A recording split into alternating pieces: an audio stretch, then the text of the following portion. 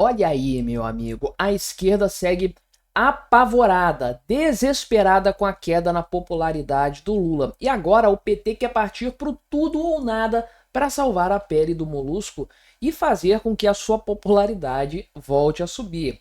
Como no cenário que nós temos hoje, eu não sei, mas eles querem enfiar o pé mais na jaca, ou seja, querem um governo ainda mais à esquerda, se é possível que isso aconteça, mas eles querem esquerdar mais para fortalecer o Lula.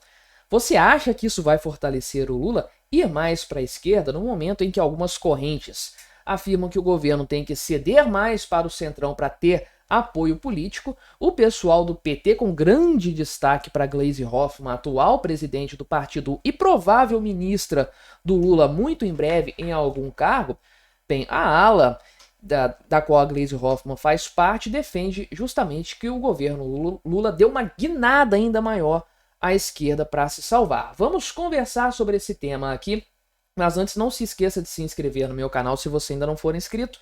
E se você quiser colaborar ainda mais com o meu trabalho, você pode se tornar membro patrocinador aqui do canal, com valores a partir de R$ 1,99 por mês. Você me ajuda muito dessa forma, pode ter certeza disso. Então, o que acontece? O pessoal tá em polvorosa na esquerda brasileira. É o famoso barata voa. Cada um indo para um lado, ninguém sabe como reagir aos desastrosos resultados da última pesquisa Datafolha. Caramba, Datafolha não conseguiu salvar a pele do Lula. Nem esse instituto altamente enviesado pró-esquerda conseguiu aliviar a barra do Lula. É impressionante, mas é a verdade. Datafolha mostrou que a popularidade do Lula desabou por completo nos últimos meses, na verdade, acho que 2 meses ou menos, entre uma avaliação e outra, um resultado completamente patético para o Lula e que praticamente inviabiliza uma sucessão dele, ou mesmo uma tentativa de reeleição. Qual que é a estratégia por parte da esquerda para tentar reverter esse cenário?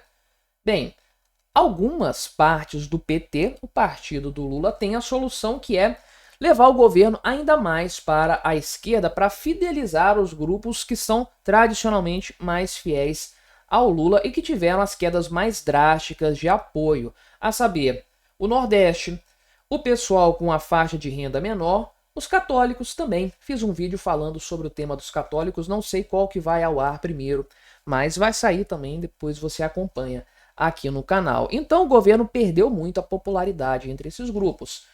Agora eu expliquei também o seguinte, que a queda na popularidade do Lula foi mais acentuada nesses grupos porque em todos os outros grupos a popularidade dele já estava muito baixa, não tem muito o que cair mais ali.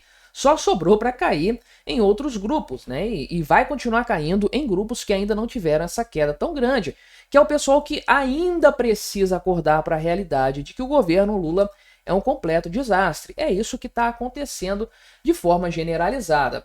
Então, supostamente, de acordo com o que foi apurado pelo Estadão, até mesmo alguns membros menos radicais do PT estariam apoiando isso. E eu não sei exatamente se existe gente menos radical no PT. Se existiu foi lá no passado, antes dos expurgos que o Lula fez. Agora, sob o reino do imperador Lula, aí realmente todo mundo é extremista ali, todo mundo é radical de forma geral, né? Então, a aprovação do governo Lula é pior hoje do que foi lá na época do Mensalão. Importante frisar que na época do Mensalão não tinha redes sociais, não tinha informação tão fácil como hoje. Eu nem tinha internet em casa naquela época, para você ter uma ideia, 2005, 2006. Comecei a ter internet frequente em 2007 e era aquela maravilhosa internet que você tinha que deixar o vídeo ali carregando no YouTube, né, para você assistir o Jeremias ou então esse tipo o Joseph Klimber, essas coisas aí, né?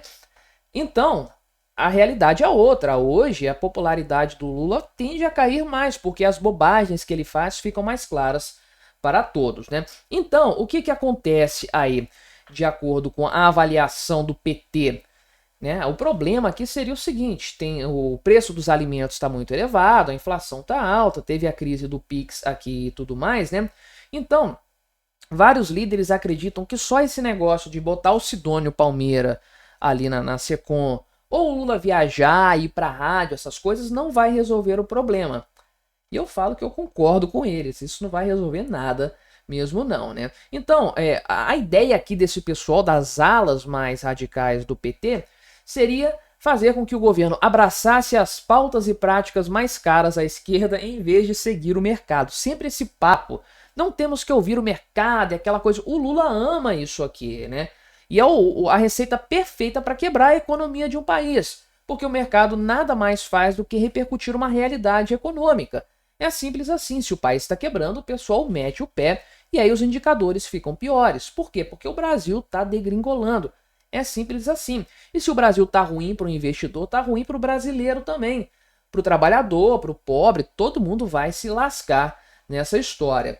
Então, tem um pessoal aqui, né? Tem as alas mais radicais do PT e tem aqui uma ala chamada, né? Uma facção chamada Construindo um Novo Brasil, da qual pertenceriam aqui o Lula, a qual pertenceriam, né, o Lula, o Haddad e a Gleisi Hoffmann. É uma bobagem danada. O Lula não pertence a ala nenhuma do PT, ele é o PT. Acabou, né? E a Gleisi Hoffmann participando da mesma ala do Haddad, a gente não acredita mais nisso aí. Podem fazer parte oficialmente dessa ala aqui construindo um novo Brasil. Mas não, eles são totalmente contrários, isso é evidente, diga-se de passagem, né? Então, o que acontece? O pessoal está sugerindo, como era de se esperar, o fim nessa ênfase da política fiscal, de controlar gastos para segurar o avanço da inflação, segurar a expansão da dívida. Não, eles querem enfiar o pé no acelerador, gastar mais, endividar mais o Brasil, porque dívida é vida. Não é assim que esse pessoal pensa? E aí vão dar aquela prolongada no voo da galinha e depois, meu amigo, vai ser aquele inferno no Brasil, como a gente já viu acontecer no passado, né? Inclusive, esse dilema aqui vai ser importante nas eleições para a presidência do PT, que vão acontecer em breve. A Gleisi deve sair antes das eleições, hoje ela é a atual presidente, então vai ficar um presidente ali tampão até as eleições em julho, e aí fica aquela questão, quem que vai ser eleito, né? O Edinho Silva é o candidato do Lula, então a gente sabe que ele vem forte nessa história e é um cara mais moderado, é um cara mais centro-esquerda. Partidos do Centrão procuraram Edinho Silva para negociar, inclusive, com o governo Lula, só que a própria Gleisi Hoffmann aqui defende a candidatura do Capitão Cueca, do José Guimarães, e tá essa briguinha interna no PT para ver quem que vai fazer o seu nome. E quem tiver à frente do PT vai encampar a campanha eleitoral de 2026 junto com o Lula, e aí se o Lula vai se candidatar à reeleição ou vai colocar um sucessor, a gente ainda não sabe. O que acontece é o seguinte, né? O pessoal fala que o Lula tem que reagir agora. Se ele não reagir agora, e é gente do Lula falando isso aqui, tá? Em bastidores. Se o Lula não reagir, ele perde ano que vem, né? Mesmo se o Bolsonaro não for o candidato da direita. Essa é a leitura que o pessoal está fazendo aí, né?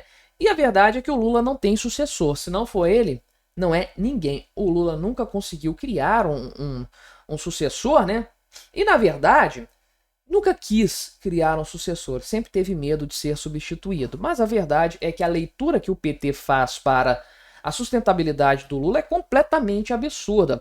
Querem aumentar os erros que estão sendo cometidos. Querem persistir na causa da crise que está acometendo o Brasil hoje, o que obviamente só vai depauperar ainda mais o país e fazer com que a imagem do Lula fique mais manchada.